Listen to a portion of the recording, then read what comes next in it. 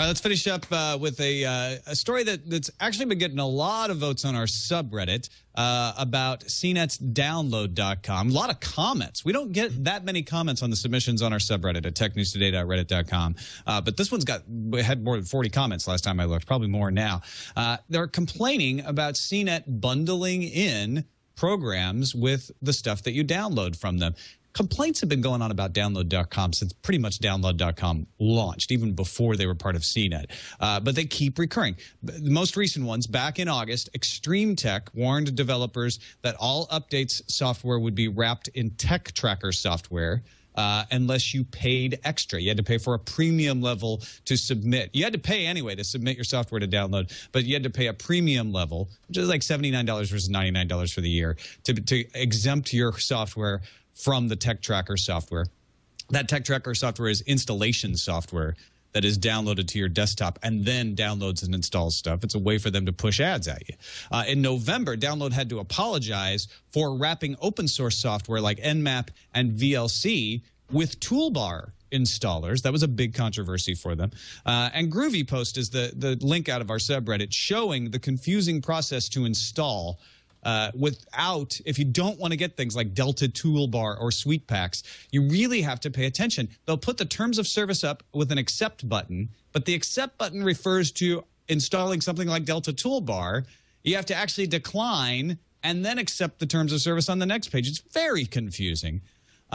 So you might look into something like Ninite.com that installs for you and says no to all toolbars and extra software. And it's certainly not a new thing. I've got a link in here all the way back to 2005 of people getting upset that a Trojan or spyware seemed to be getting installed along with download software. Nate, you and I both used to work for CNET. We kind of know some of the internal arguments and the internal fights that always go on to stop these sort of ultra monetization of this sort of thing. Should anybody use these kind of download aggregator sites at this point anyway? Shouldn't you just get your software direct from the company? Well, there are two answers. I mean, one thing is that, you know, these sorts of sites do massive traffic, huge traffic. So it's hugely valuable. And I think from a business perspective, anything that's doing very, very well, you're going to think, how can it do better? So I kind of understand it from a business perspective. But I think the knock-on effect with something like this is bad for these sorts of download sites on the whole, you know, whether it's download.com or Softpedia, because I think what it's actually doing is forcing people to consider using closed off app stores a lot more, because they can give trust to the people who create those stores, whether it's the app store on OS X, whether it's, you know, Windows Marketplace, things like that. There's some level of security that comes with only getting your apps from those places. And I think that once people start moving towards app stores and these gated communities, purely because that's the only thing they feel like they can trust, it damages people who don't want to put their software on app stores because they want to keep some sort of control for financial reasons or whatever. And I don't think that's necessarily a good thing.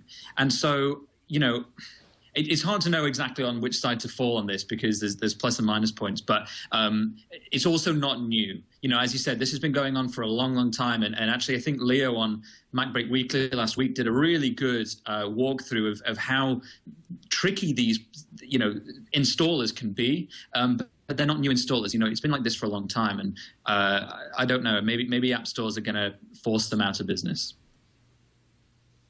Yeah, they seem to get trickier. I remember when going to something like download.com was like, I mean, even if you just typed in whatever you were looking for, it was often the first result, and you think, oh yeah, it's great. I mean, it's basically the same thing as trying to figure out what the URL for the company is. Maybe it was, you know, somewhat obscure at times. But those days are over. I think the last time I tried to just download a small little application, it was the same thing where it was like, oh, wait a second. No. This is actually an ad. Okay, now where's the application? Where's the download now for Mac OS? And I mean, it took me a while. Yeah, that's worse.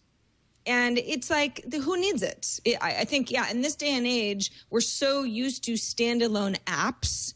And I know on the desktop, it's a little bit of a different environment, or on your laptop, but it's gone are the days where anybody should be tricked into downloading a bunch of bloatware that's just junk. So Yeah, I don't see a reason to. If I go to download.com, it is an act of desperation. Yeah, those sites, like you're saying, Sarah, it's like you have to basically find a needle in a haystack because every ad says download.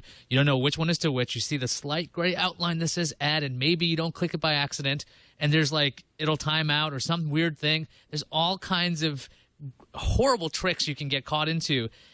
I guess I'm kind of a bit jaded though, because anytime I download anything and I see that it's from one of these sources like Softpedia or something, I will have to wait and go, okay, wait, what does that say on the top? Is this saying Ask Toolbar? That's not what I would try to install. Is it saying this? I'm just trying to download a codec pack. And sometimes those are hard to find. So I don't think anything will change other than Nate's point. App stores get more and more trusted at that point. And people in the chat room are pointing out that one of the problems is that it's not you, the tech-savvy user, who knows how to avoid this stuff. It's the folks who aren't as familiar with things, and they think, oh, that's a trusted source there that I'm going to, CNETdownload.com. And they aren't savvy enough to realize that they're accepting installing a toolbar or some other spyware when they think they're just getting a media player. Go ahead, Nate. Yeah, I think one of the interesting changes that I've seen over the last few years is that these sorts of sites used to hotlink installers. So, download.com and similar sites, I'm sure used to, you would click on a link and it would say 404 because the person who submitted that, .exe file had moved it to a different location. And now it seems to be centralized. And so they have to go through a controlled filter where this sort of stuff can get applied. And I think that caused a tangible shift in how these sites are run. They become less about search engines and databases and become more about pure forcing stuff onto your computer to make money. And I think that's a bad thing.